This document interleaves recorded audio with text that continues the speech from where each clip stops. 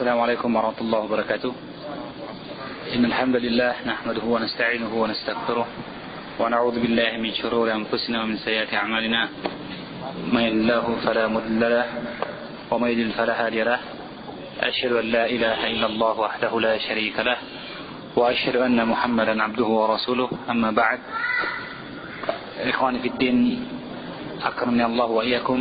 Alhamdulillah, kita melanjutkan pembahasan kitab Al-Wajiz dan kita sampai pada penjelasan dari Kitabul Janaiz, kitab tentang jenazah atau penyelenggaraan jenazah.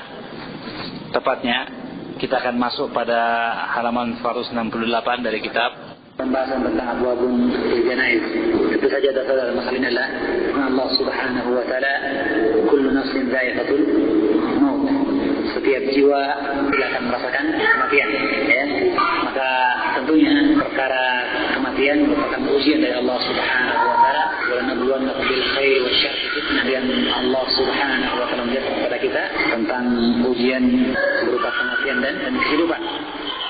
Maka berkaitan dengan masalah kematian, berkata Syekh Abdul Azim bin Badawi hafizahullah taala, wa man hadarahu al-maut min al-muslimin nudiba li ahlihi an yulqinuhu ash-shahadata wa man hadarahu al-maut min al-muslimin. Barang siapa di antara kaum muslimin yang menjelang kematian atau datang kepadanya kematian, hadir ajalnya, maksudnya telah tiba ajalnya, nudiba li ahlihi, maka disyariatkan atau disunnahkan kepada kerabatnya, nudiba li ahlihi ayyulaqinuhu asy-syahadata, disunnahkan. Kata nadab adalah istilah lain dari istihbab atau al-masnun, sunnah, ya. Al-mandub, dulu telah kita bahas. Al-mandub artinya apa? Al-masnun, al-masnun atau al-mustahab. Apa artinya al-mustahab? Itu sunnah muakkad, ya. Sunnah. Apa itu sunnah? Malam yu'aqabu tarikuhu, orang yang tidak diadab, tidak disiksa orang yang meninggalkannya. Wa yastahib wa yusabu fa'iluhu, dan orang yang berbuat atau melaksanakannya adalah pahala. Yusabu fa'iluhu imtithalan. Mustahab atau nadab adalah perkara yang mendapatkan pahala orang yang melaksanakannya, imtithalan, melaksanakan hukum syariat tersebut. Maka jika dia melaksanakan dengan sengaja, dapatkan pahala. Adapun kalau tidak sengaja, tidak, kan? Ya. Maka syarat imtithal, ma yusabu fa'iluhu, orang berperkara yang mendapatkan pahala orang yang melaksanakan pekerjaan tersebut, imtithalan, karena melaksanakan perintah, wala yastahiqul iqaba tariku, ya, dan tidak berhak mendapatkan azab orang yang meninggalkannya. Tidak diazab orang yang meninggalkannya. Itu nadab. Jadi kata nadab di sini penting, digaris atas, ya. Kata Syekh, nudiba li ahli, disunnahkan bagi keluarganya. Ingat, jadi dia bukan wajib. Mengapa sunnah? Karena tujuannya adalah bahwa bagaimana si mayit melafalkan kalimat syahadah dalam akhir usianya, itu yang diinginkan, ya. Dan al-mayit atau man hadaratul wafah, orang yang menjelang datangnya ajal, mungkin dia mampu untuk mengucapkan kalimat la ilaha illallah. Kalau dia mampu sadar mengatakan dirinya sendiri la ilaha illallah, maka tidak perlu yudat talqin, tidak butuh untuk ditalqin. Jelas, ya? Maka yang ditalqin adalah orang yang membutuhkan untuk diajari. Jadi kalau begitu hukumnya apa? Sunnah. Nudiba li ahli, disunnahkan bagi kerabat keluarganya, ayulaqinuhu, agar yang mentalqin si mayit atau orang yang sakit dalam sakaratnya tadi, asy-syahadah, kalimat syahadah. Kalimat syahadah ada khilaf di antara para ulama, apakah dia mujarrad qauli la ilaha illallah, sudah mengatakan kalimat la ilaha illallah, atau syahadatain bikamili, atau kalimat syahadah dengan sempurna, itu asyhadu an la ilaha illallah wa asyhadu anna muhammadan rasulullah, ya. Ada qaul rajih, pendapat yang kuat di antara pendapat para ulama adalah mengatakan cukup dengan kalimat la ilaha illallah. Kenapa? Pertama, karena dia sesuai dengan zahirnya hadis. Kemudian yang kedua, bahwa sesungguhnya rangkaian. Tetapi kalimat la ilaha illallah merupakan pembuka bagi syahadah yang berikutnya, yaitu apa? Wa asyhadu anna Muhammadan Rasulullah. Orang yang bersaksi tidak ada yang berhak disembah kecuali Allah, maka dia mesti beriman kepada Rasul-Rasul Allah dan Rasul yang terakhir adalah Muhammad bin Abdullah sallallahu alaihi wasallam. Jadi jelas pengakuan la ilaha illallah melazimkan pengakuan syahadat kepada Rasul sallallahu alaihi wasallam, ya. Adapun pendapat yang mengatakan bahwa syahadatain harus diucapkan, karena mereka mengatakan syahadatain adalah perkara yang harus diucapkan yang dengannya seorang disebut muslim. Umirtu an uqatila an-nasa hatta yashhadu an la ilaha illallah wa anna Muhammadan Rasulullah. Kalau begitu kata mereka, ketika dimulai kehidupan yang hakiki, itu kehidupan dalam Islam dengan syahadatain, maka ditutup pula dengan apa? Syahadatain, kata mereka. Tapi ini istisna, wallahu a'lamu bissawab. Yang rajih adalah cukup dengan kalimat la ilaha illallah. Karena dua alasan tadi, ditambah alasan yang ketiga bahwa dia aisar lil mayyit, dia lebih mudah bagi si mayyit. Adapun dasar apa tadi akan hal tersebut adalah apa yang diriwayatkan oleh Imam Muslim, Abu Dawud, Tirmidzi, An-Nasai dan Ibnu Majah dari hadis Abu Sa'id Al-Khudri radhiyallahu taala anhu qala qala Rasulullah sallallahu alaihi wasallam laqinu mautakum la ilaha illallah. Hadis sahih riwayat khamsah, yaitu Abu Sunan Arba dan Imam Muslim. Rasulullah sallallahu alaihi wasallam bersabda, laqinu mautakum la ilaha illallah. Jelas hadisnya. Maka kita perlu untuk berhenti pada beberapa kalimat. Jelas ya? Jelas sudah diketahui bahwa dasarnya adalah hadis Abu Sa'id Al-Khudri tentang disyariatkannya atau disunnahkannya mentalqin si mayyit. Kita lihat sekarang kepada kalimat hadis, karena ada faedah. Pertama pada kalimat laqinu. Pada kalimat laqin yang dia adalah fi'il amr, dan fi'il amr yaqtadi wujub. Biasanya menunjukkan kewajiban. Tetapi di sini hukumnya sunnah. Kenapa dia menjadi sunnah? Karena boleh jadi si mayyit mampu untuk mengucapkannya. Yang diperintahkan adalah talqin bagi si mayyit jika dibutuhkan. Adapun bahwa jika si mayyit mengucapkannya sendiri, maka dia mengucapkannya. Dalam keterangan Nabi dalam hadis yang akan datang nanti, jelas menunjukkan kepada kita keutamaan orang yang mati di atas kalimat syahadah. Maka adalah faktor yang mendorong seseorang untuk senantiasa mengucapkan kalimat ini dan menjadikannya sebagai penutup dari usianya, kehidupannya di muka bumi. Ya, jadi seorang hamba yang saleh biiznillah akan berusaha untuk menjaga kalimat la ilaha illallah qaulan wa amalan, sidqan wa tatbiqan, perkataan maupun perbuatan, dan pembenaran atau pengakuan maupun tatbiq, penerapannya, melakukan konsekuensinya, ya. Maka laqinu itu waqfah yang pertama pada kalimat fi'il amr. Kemudian yang kedua, kata laqinu menunjukkan talqin. Yang talqin dalam bahasa Arab adalah apa? Mengajarkan, ta'lim, ya. Jadi mengajar seorang untuk mengucapkan la ilaha illallah bersama-sama. Jadi bukan qira'ah 'ala al-mayyit, ya, qira'ah 'ala mautakum. Bacalah kepada mayit kalian la ilaha illallah, tidak. Siapa? Laqinu. At-talqin adalah al-qail yaqulu, orang yang mengajarkan mengatakan la ilaha illallah wal mayyit yattabi'uhu, sedangkan si mayit ini mengikutinya. Jelas ini? Baik. Laqinu mautakum mayit kalian. Tetapi mayit yang dimaksud di sini bukanlah dimaksud adalah mayit yang sudah meninggal, tapi dia adalah man kana fi siyaqil maut, itu orang yang dalam keadaan menuju kematian, maka maut, ya. Maka kata maut dalam syariat Islam tidak mesti menunjukkan orang yang telah wafat. Dengan itu para ulama mengingkari orang-orang yang membaca surah Yasin di kubur. Mereka mengingkari. Kenapa? Karena hadis yang dijadikan dasar adalah waqra'u 'ala mautakum Yasin, bacakan pada mayit kalian surah Yasin. Kata mereka mauta di situ sama dengan mauta di sini. Jika hadisnya sahih, hadisnya batil, ya. Tapi jika hadisnya sahih, maka iqra'u 'ala mautakum Yasin, bacakanlah untuk mayit kalian Yasin sama dengan di sini. Laqinu mautakum, hanya berbeda yang sana qiraah dibacakan, yang di sini talqin, bahwa yang sana cukup diperdengarkan, adapun di sini diperdengarkan dan diajak untuk melafalkan. Jelas ya? Ya. Dan mauta di sana sama dengan mauta di sini. Artinya apa? Sama-sama orang yang dalam keadaan sakaratul maut.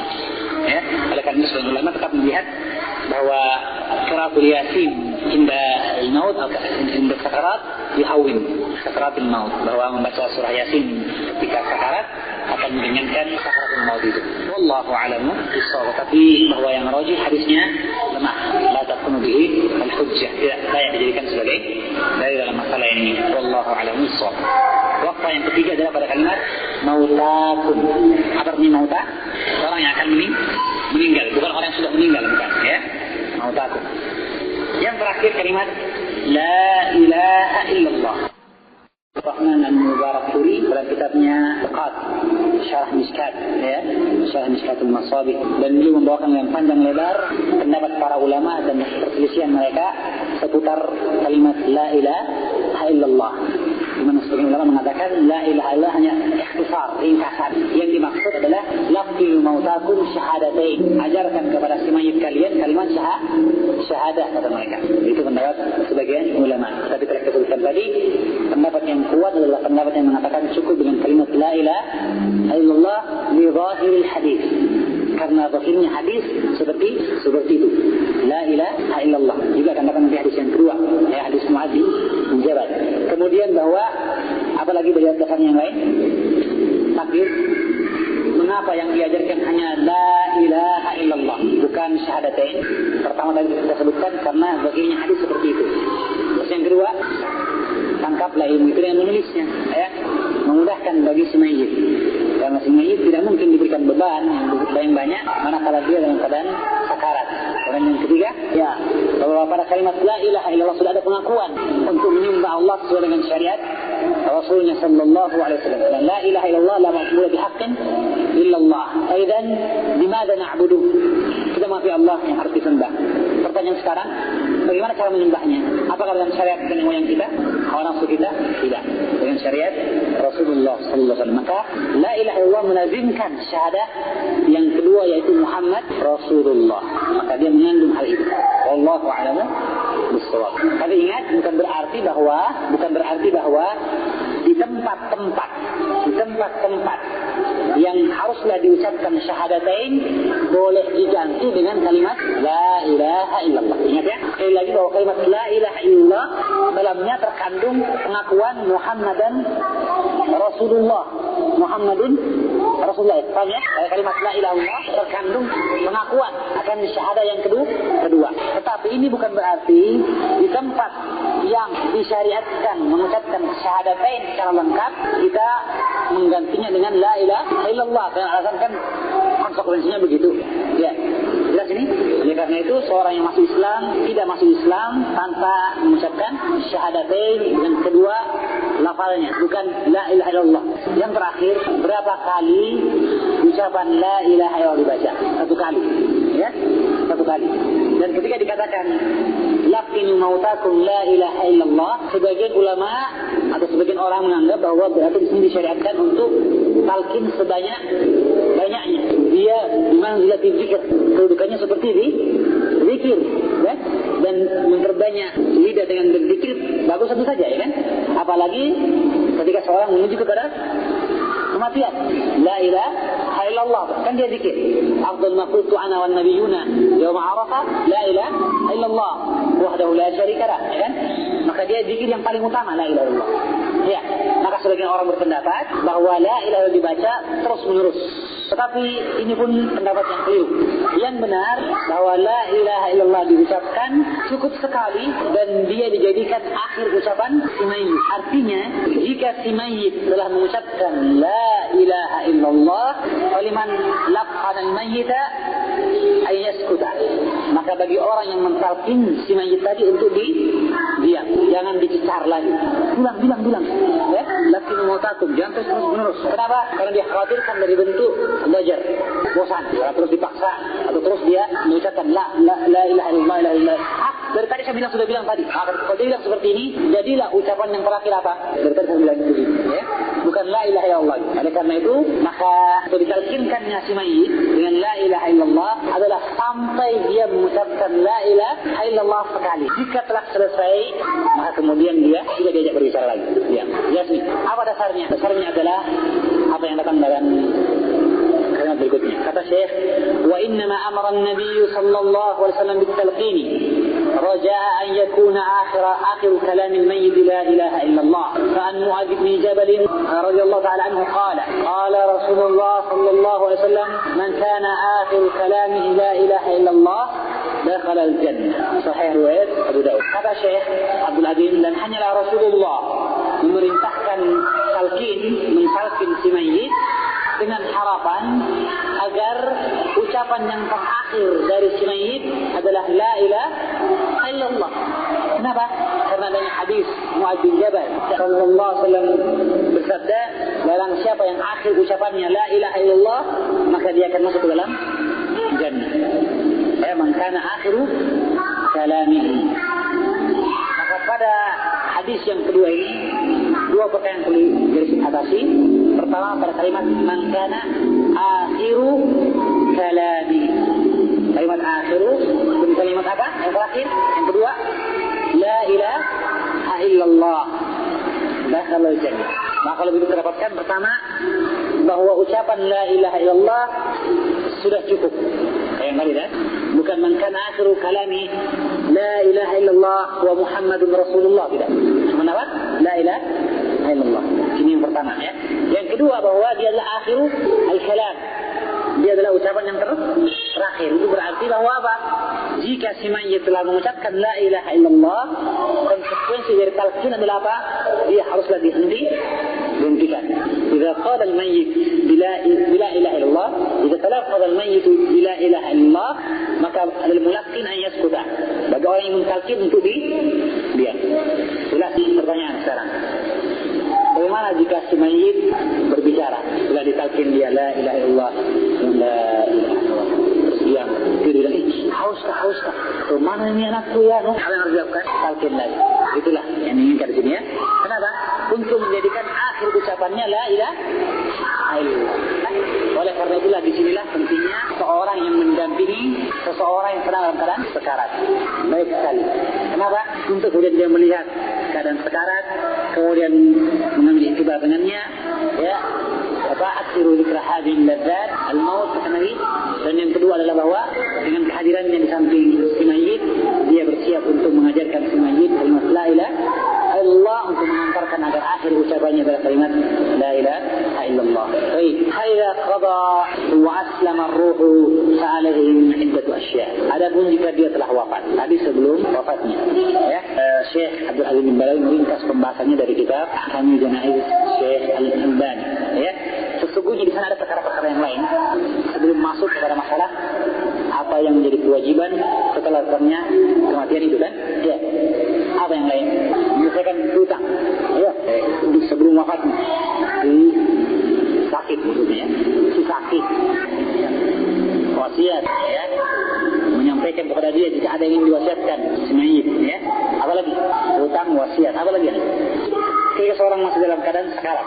Apa? Nazarnya. Apakah dia punya nazar atau tidak? Jangan ditanya. Karena nazar itu apa hukumnya nazar? Makruh. Ya, dia wajib tunaikan kan? Tapi kalau melafalkannya dia makruh.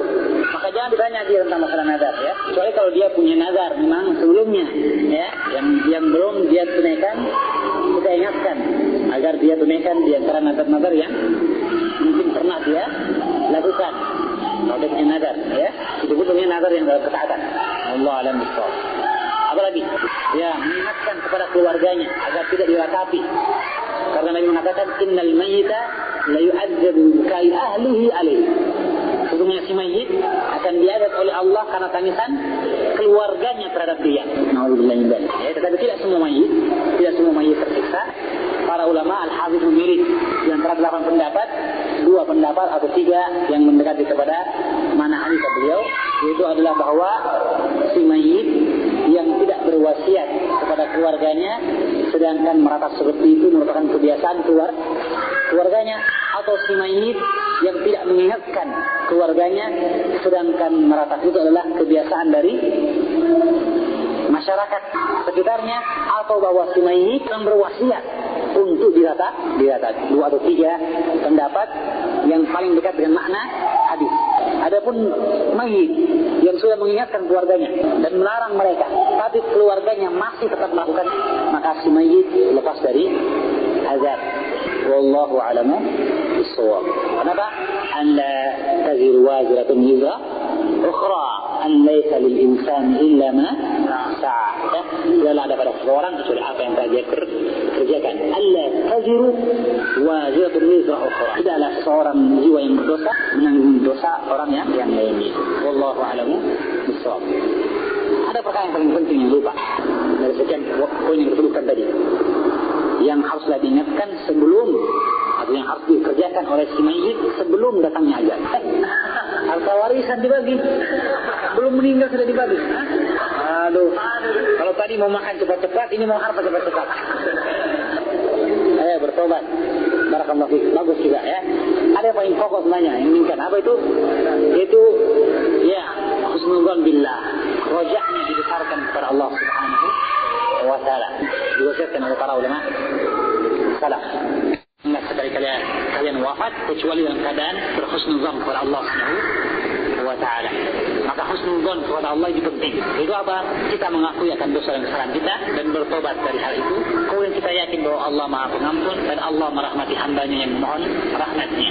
Maka kita berhusnuzan kepada Allah Subhanahu wa ta'ala, memperbesar rojak kita kepada Allah Subhanahu wa ta'ala. Ya, sehingga adalah istilah di antara para ulama, yaitu bahwa dalam kehidupan kita, ketika dalam keadaan baik, dalam keadaan tidak menyangka akan datangnya segeranya ajal, maka kita memperkuat sisi khauf, takut kepada Allah. Adapun ketika datang penyakit, ketika dikhawatirkan ajal akan datang menjemput, maka kita memperkuat sisi rojak, pengharapan kepada Allah Subhanahu wa ta'ala. Ini yang paling penting sebenarnya. Apa itu? Husnuzan billah. Idza qada atau qudiya wa aslama ar-ruh. Adapun jika telah tertunai dan telah diambil, telah diserahkan ruh itu, maka bagi keluarga si mayit, fa'alaihim li ahli al-mayit, keluarga si mayit tiga asya. Wajib bagi mereka berbuat beberapa perkara, dan Syekh menyebutkan 5 perkara.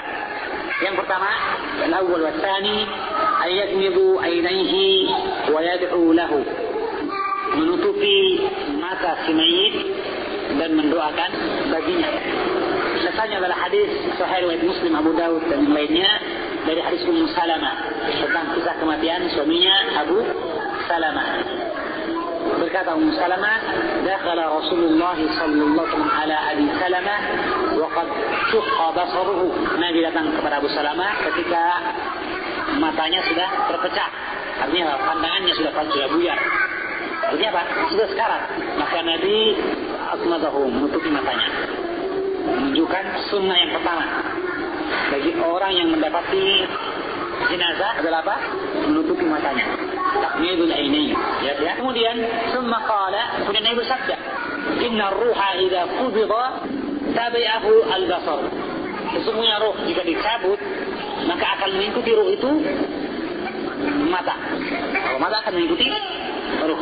Dan menunjukkan bahwa mata akan melihat keadaan dicabutnya ruh itu. Allahumma salli. Ya. Fawajjan nas min ahlihi. Maka wajah, darjatnya riuh rendah, jijatnya suara siratul aswat, ribut, gempar, ya. Maka gemparlah segolongan manusia dari keluarga Abu Salamah. Artinya mereka baru tahu bahwa ternyata Abu Salamah sudah wafat, ya.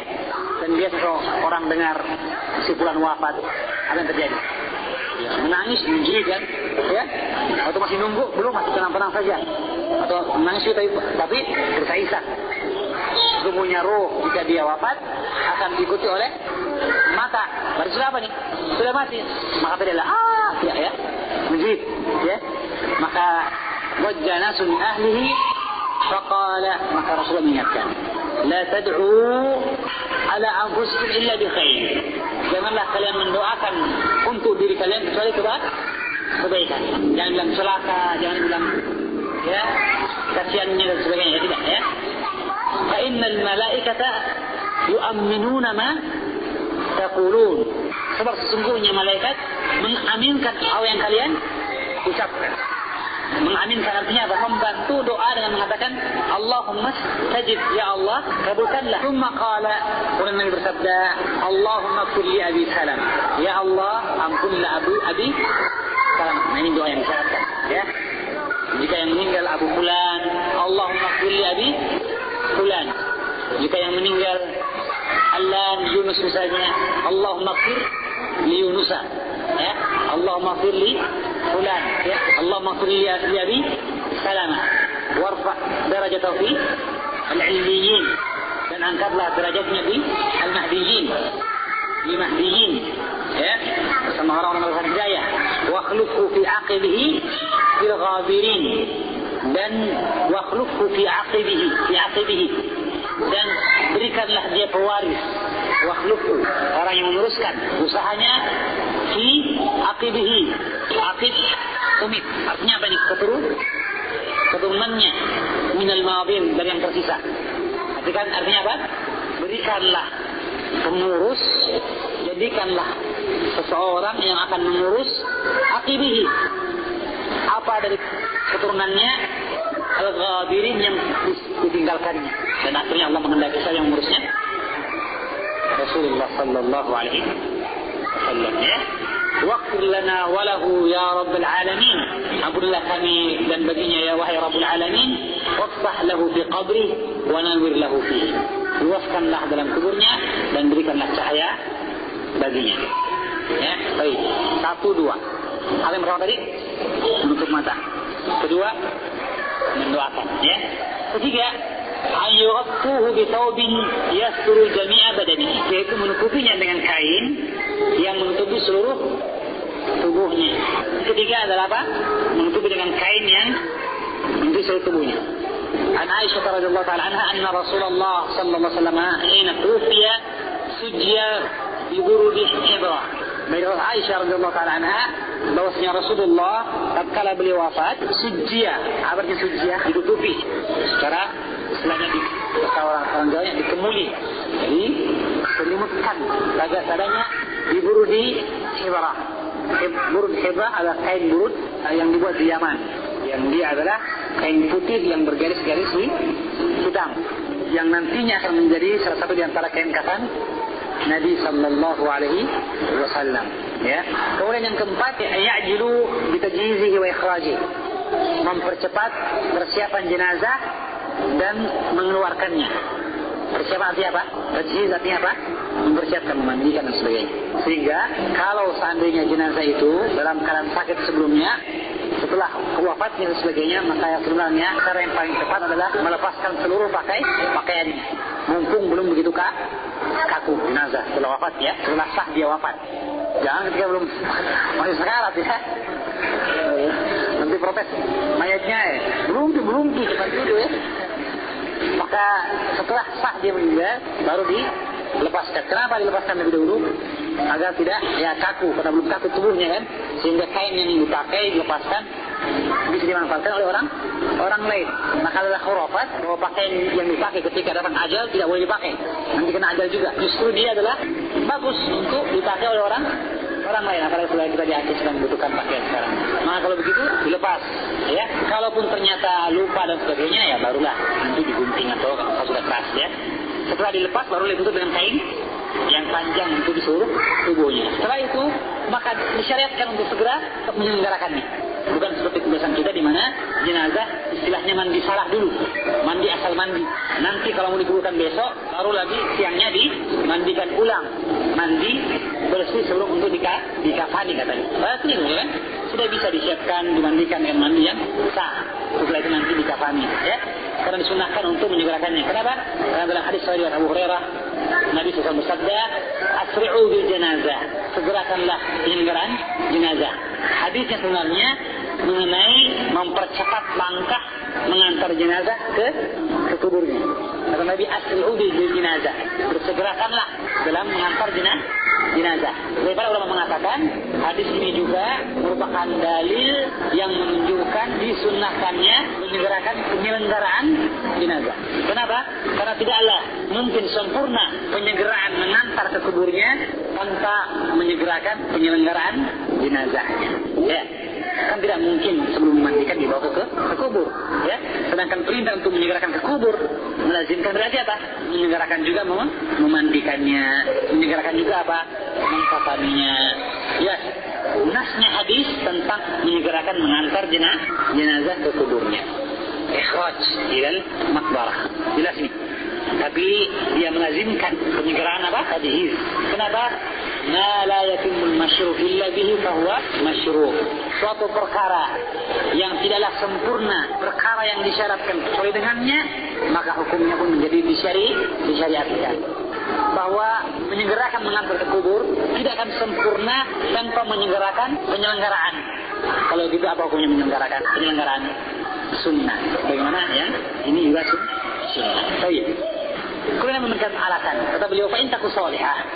Sebab jika jenazahnya orang yang saleh, fa khairun tuqaddimunahu alaihi. Sebab jika dia kebaikan, hadis mayit ini orang yang baik, nah kematiannya orang yang baik pula, fa khairun tuqaddimunaha alaihi. Maka adalah kebaikan yang kalian sajikan, kalian berikan kepada si mayit. Tuqaddimunaha alaihi, yang kalian segera mengajukan si mayit ke dalamnya. Artinya apa? Jika kuburnya adalah riyadun min riyadil jannah, rawdun min riyadil jannah, merupakan bentuk dari kebun surga, maka berarti engkau menyelenggarakan si mayit untuk masuk ke dalam kebun surga tersebut. Fa khairun tuqaddimunaha, tuqaddimuna lil janazati al khair. Maka jenazah engkau berikan kepada dia kebaikan.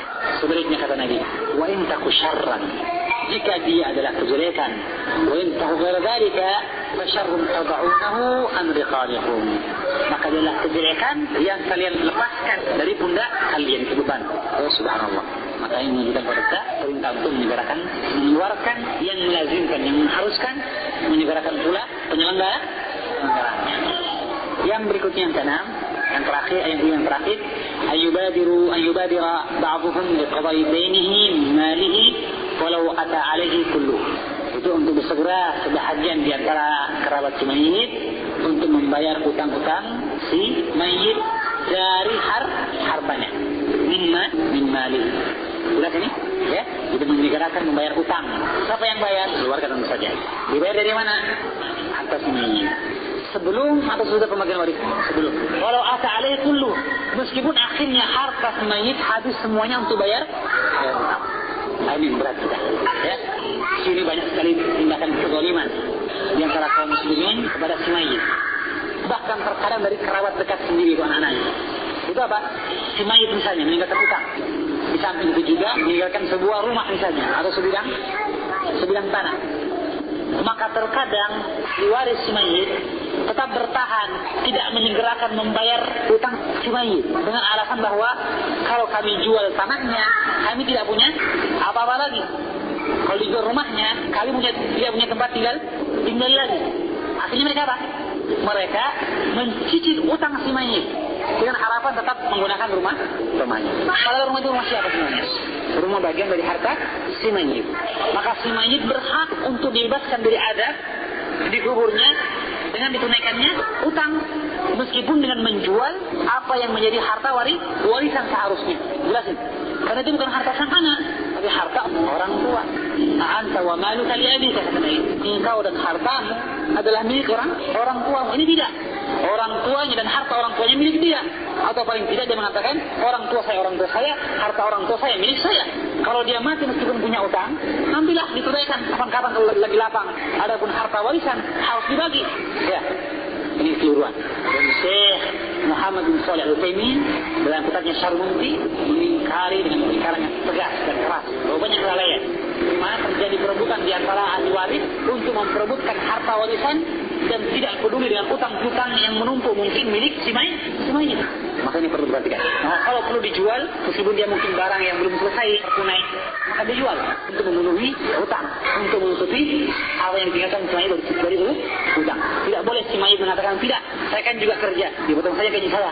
Kenapa? Karena menyegerakan membayar utang adalah kewajiban bagi ahli waris terhadap si mayit dari harta si mayit.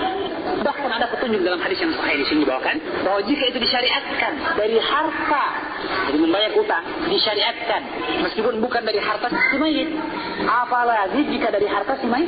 Coba lihat kisahnya, ya. Dari Jabir bin Abdullah dia berkata, meninggal seorang laki-laki, maka kami pun memandikannya, mengkafaninya, dan memberikan kepadanya minyak wangi. Hannatnahu, minyak wangi, ya. Wa wada'nahu li Rasulillah. Kemudian kami letakkan mayit itu kepada Rasulullah di tempat yang jenazah diletakkan. Itu apa? Di salat itu.